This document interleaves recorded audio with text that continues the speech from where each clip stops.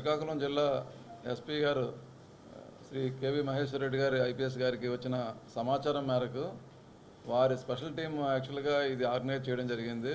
ఈ గ్యాంగ్ను పట్టుకోవడంలో ఇందులో 2 గ్రూపులు ఉన్నాయి. మెయిన్ ముఖ్యంగా ఇప్పుడు మనకి ఐపీఎల్ క్రికెట్ జరుగుతున్న సందర్భంగా ఈ క్రికెట్ బెట్టింగ్ ఆర్గనైజ్ చేస్తున్న వాళ్ళని మొత్తం టోటల్ 8 మెంబర్స్ని ఐడెంటిఫై చేయడం జరిగింది. అందులో ఒకరు అబ్స్కాండింగ్లో ఉన్నారు. మిగతా 7 మెంబర్స్ కూడా మనం పికప్ చేసాం. అందులో ముఖ్యంగా ఎం ధనుంజయ్, అలాగే మన్మధరావు, కిషోర్ అండ్ సంగీత లక్ష్మి వీళ్ళు ఉన్నారు. అండ్ అదర్స్ కూడా ఉన్నారు. వీరి దగ్గరికి వీళ్ళు ఏంటంటే ఆ క్రికెట్ బెట్టింగ్ ఆర్గనైజ్ చేస్తూ మిగతా వాళ్ళతోనే ఆడిస్తుంటారు. అలాగే వాళ్ళ అసిస్టెంట్స్ మొత్తం గ్రూప్ వీళ్ళంతా కూడా మొత్తం కలిపి 8 మందిని ఈరోజు శ్రీకాకుళం రూరల్ సిఐ గారు అలాగే జేఆర్పురం సిఐ గారు వీళ్ళిద్దరు కూడా 2 కేసులు పెట్టి అరెస్ట్ చేయడం జరిగింది. వీళ్ళందరినీ కూడా మన కోర్టుకు పంపించడం జరుగుతుంది. మామూలు బెట్టింగ్ అంటే వాళ్ళు లేదు ఆడుతున్న వాళ్ళని మనం ఎవరైనా చిన్న ఉంటే మనం సాక్షుల కింద వాళ్ళని తీసుకున్నాం. అందులోని ఎవరైతే వీళ్ళు ఆడిస్తున్నారో వాళ్ళ మీద మాత్రమే కేసులు పెట్టడం జరిగింది.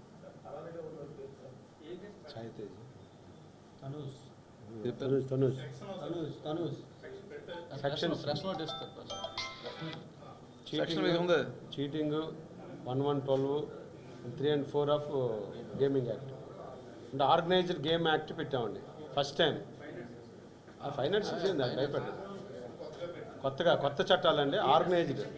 ఇది ఎవరైతే బిఎన్ఎస్లో ఇటువంటి బెట్టింగ్ని ఆర్గనైజ్డ్గా చేస్తే దానికి సపరేట్గా చట్టం ఉంది. ఆ చట్టం కింద పెట్టండి.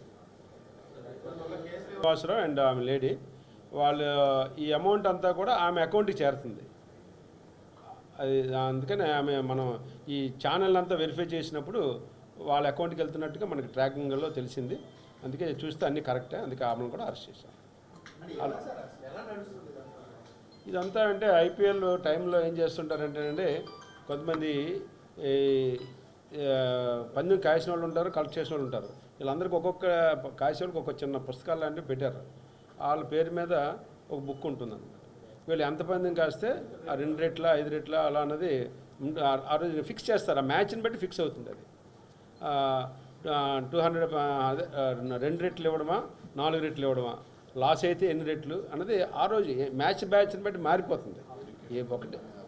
ఒకే దానికి ఉండదన్నమాట అండి. ఇదంతా ఆటోమేటిక్ జనరేటెడ్ సిస్టమ్. ఇదంతా కూడా ఆన్లైన్ గేమింగ్ కనెక్ట్ అయి ఉంటుంది. దాన్ని బట్టి వాళ్ళు వీళ్ళ దగ్గర పందెం కాసుకుంటారు ఫోన్ ద్వారా. మేము పలానా టీంకి మాది ఎంత అని వాళ్ళకి రాసుకుంటారు. మ్యాచ్ లైవ్లో జరుగుతుండగా వీళ్ళకి ఫోన్ ద్వారా. ఇప్పుడు ఇది ఆన్లైన్ గేమ్ ఎక్కువ ఉంది. మనకు తెలిసిన తర్వాత మనం పట్టుకోవడం అనేది జరుగుతుంది. ఈ మిగతా వాళ్ళ మీద కూడా వాచ్ పెట్టారు. మెయిన్ సార్ చెప్పినట్టు ప్రజల్లో అవగాహన రావాలండి. ప్రజల్లో అవగాహన లేనప్పుడు తల్లిదండ్రులు వాళ్ళ పిల్లల మీద కంపల్సరీ వాచ్ పెట్టాలా. ఇప్పుడు అందరికీ స్మార్ట్ ఫోన్ అనేది తల్లిదండ్రులు పిల్లల మీద ప్రేమతో కొనిచ్చేస్తున్నారు. కానీ ఆ స్మార్ట్ ఫోన్తో వాళ్ళు ఏం చేస్తున్నారు అనేది ఏ తల్లిదండ్రులు కూడా అబ్జర్వ్ చేయట్లేదు. సో శ్రీకాకుళం పోలీస్ యంత్రాంగం మా రిక్వెస్ట్ ఏంటంటే, మా అప్పీల్ ఏంటంటే, దయచేసి తల్లిదండ్రులు మీ పిల్లల తాలూకా ఫోన్ వాడకాన్ని అబ్జర్వ్ చేయాలి. వాళ్ళు దేనికి వాడుతున్నారా, ఫోన్ మంచికి వాడుతున్నారా చెడుకు వాడుతున్నారా, మీరు వాళ్ళకి ఇచ్చే పాకెట్ మనీని ఏ విధంగా స్పెండ్ చేస్తున్నారు అన్నది ఏ తల్లిదండ్రులైనా ఒక 5 నిమిషాలు పిల్లలతో మాట్లాడితే వాళ్ళు ఇటువంటి తప్పులు చేయడానికి అవకాశం ఉండదు. కాబట్టి సైంటిఫిక్ ఇది కూడా చేయడం జరిగింది. ప్లస్ మన సైబర్ క్రైమ్ వాళ్ళు కూడా వెరిఫై చేశారు.